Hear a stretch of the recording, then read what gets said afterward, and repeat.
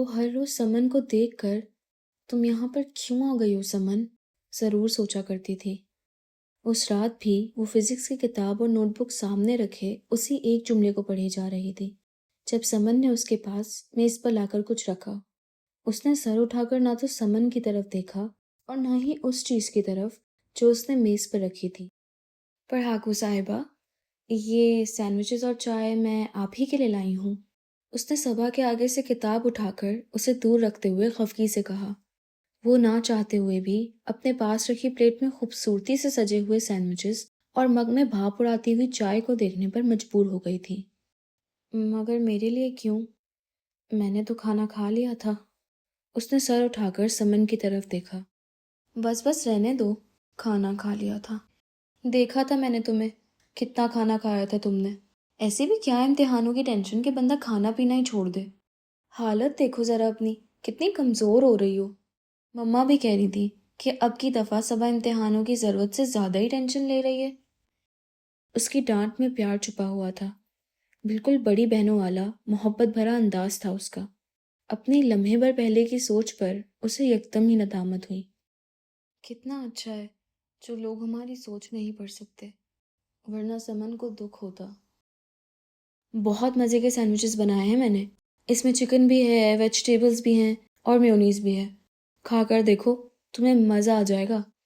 سمن کے کہنے پر اس نے سینڈوچ اٹھا لیا تھا۔ مزے کا بنا ہے نا؟ اس کا پہلا نوالا لیتے ہی سمن نے پوچھا۔ اس نے اسی طرح پلیٹ پر نظریں مرکوز رکھتے ہوئے سر ہلا دیا تھا۔ وہ سمن سے نظریں نہیں ملا پا رہی تھی۔ اب میں بھی پڑھنے بیٹھ رہی ہوں، شرافت سے یہ پوری پلیٹ خالی کر دینا، ورنہ پھر میں زبردستی یہ سارے سینڈوچز تمہارے منہ میں ٹھوسوں گی۔ وہ اسے دھمکاتی ہوئی بیڈ پر اپنی نوٹ بک اور پین لے کر بیٹھ گئی تھی۔ اس نے گردن موڑ کر اس لڑکی کی طرف دیکھا جو اس کی بہن تھی، جو بہت اچھی تھی اور جو اس سے بہت پیار کرتی تھی۔ سمن، جس طرح تم مجھ سے پیار کرتی ہو، اسی طرح میں بھی تم سے بہت پیار کرتی ہوں، بہت زیادہ، بے حساب۔ مگر پھر بھی پتہ نہیں کیوں اکثر میرے دل میں تمہارے بارے میں ایسے خیالات آتے ہیں کہ اگر وہ میں تمہیں بتا دوں تو تم مجھ سے نفرت کرنے لگو۔ اکثر تمہیں دیکھ کر میں یہ سوچتی ہوں کہ تم یہاں نہ آتی تو کتنا اچھا تھا۔ تم اتنی ہی اچھی ہو سمن، اتنی اچھی کہ تم سے پیار کرنے کے علاوہ کچھ اور سوچا ہی نہیں جا سکتا۔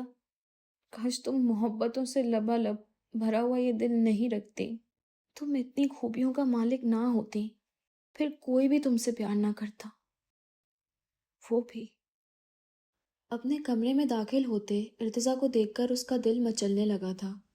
بہت زبردست طریقے سے پڑھائی ہو رہی ہے، لگتا ہے اب کی بار فرسٹ پوزیشن لینے کا ارادہ ہے۔ وہ بے تکلفی سے صوفے پر بیٹھ گیا تھا۔ سمن بھی کمرے میں ہی موجود تھی۔ میں آفس کے کام سے ٹوکیو جا رہا ہوں، جلدی سے اپنی فرمائش بتا دو، کیا کیا چیزیں لاؤں تمہارے لیے وہاں سے؟ جو مجھے چاہیے وہ تم مجھے کبھی نہیں دو گے۔ وہ چپ چاپ اس کی طرف دیکھتی رہی۔ یار صبا، مما نے تو بس یوں ہی ایک بات کہی تھی، تم بلا وجہ ان کے ڈانٹنے پر اتنی سیریس ہو گئی ہو۔ بڑے یقین سے وہ اس کی خاموشی کی وجہ بتا رہا تھا، جیسے اس بات کے علاوہ اور کوئی بات ہو ہی نہیں سکتی تھی۔ یہ بالکل اتفاق ہی تھا کہ جس روز ارتضیٰ کے کزنس ان لوگوں کے گھر آئے تھے، اسی روز صبح مما نے اسے اسٹڈیز میں سیریس نہ ہونے اور اپنا وقت بیکار کے مشغلوں میں ضائع کرنے پر خاصا تفصیلی لیکچر دیا تھا۔ ارتضیٰ اس وقت وہیں بیٹھا ہوا تھا اور اس نے ہمیشہ کی طرح مما کے سامنے صبا کی طرفداری بھی کی تھی۔ صبا کا رزلٹ بہت اچھا آئے گا، اس بات کی گارنٹی میں آپ کو دے رہا ہوں۔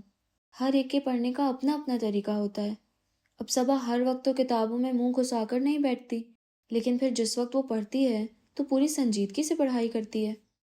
اور ارتضیٰ ہی کی وجہ سے مما نے اپنی ڈانٹ اور لیکچر کا دورانیہ تھوڑا سا مختصر کر دیا تھا۔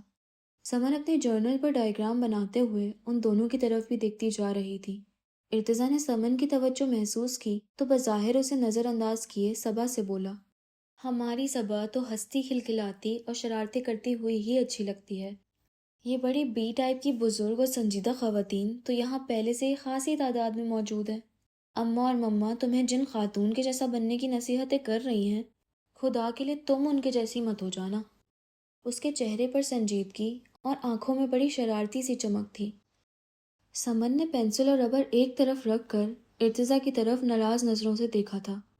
وہ اس سے بے نیاز صبح سے باتوں میں مصروف تھا، لیکن آنکھوں کی چمک بتا رہی تھی کہ وہ سمن کے تاثرات کو انجوائے کر رہا ہے۔ آپ کو میری پسند معلوم تو ہے، بس جو آپ کو اچھا لگے لے آئیے گا، وہ اس کے اصرار پر آہستگی سے بولی۔ کچھ دیر تک وہ اس سے اس کی پڑھائی کے بارے میں باتیں کر کے کمرے سے چلا گیا تھا۔ اس کے جانے کے بعد اسے احساس ہوا کہ اس کے مزاج کی تبدیلی گھر کے کسی فرد کے لیے قابل قبول نہیں۔ ابھی تو امتحانوں کا بہانہ تھا، اس کے بعد اس کے پاس سب سے الگ تھلگ اور خاموش رہنے کا کیا بہانہ ہوگا؟ وہ پریشان ہو گئی تھی۔ اماں تک بھی، جو اسے سمن کے آنے کے بعد سے اکثر اس کے جیسا بننے کی نصیحت کرنے لگی تھی، کل بے اختیار کہہ بیٹھی، میرے گھر کی بلبل خاموش کیوں ہے؟ تم سے ہی تو اس گھر میں رونق ہے صبا۔ آج کل تو گھر کاٹنے کو دوڑتا ہے، ایسی خاموشی، کوئی شور شرابہ ہی نہیں۔ وہ پریشان ہو گئی تھی۔ اس کے بدلے رویے کو کوئی قبول نہیں کر سکتا تھا۔ وہ ہنسنا اور شرارتیں کرنا چھوڑ دے، ارتضیٰ کے آگے پیچھے پھرنا چھوڑ دے، ظفر سے لڑنا چھوڑ دے، اماں سے بحث کرنا چھوڑ دے۔ اسے خود کو بدلنا ہوگا۔ صبا کو اب بڑا ہونا ہوگا۔ اپنی خوشی اور غم چھپانا اسے سیکھنا ہوگا۔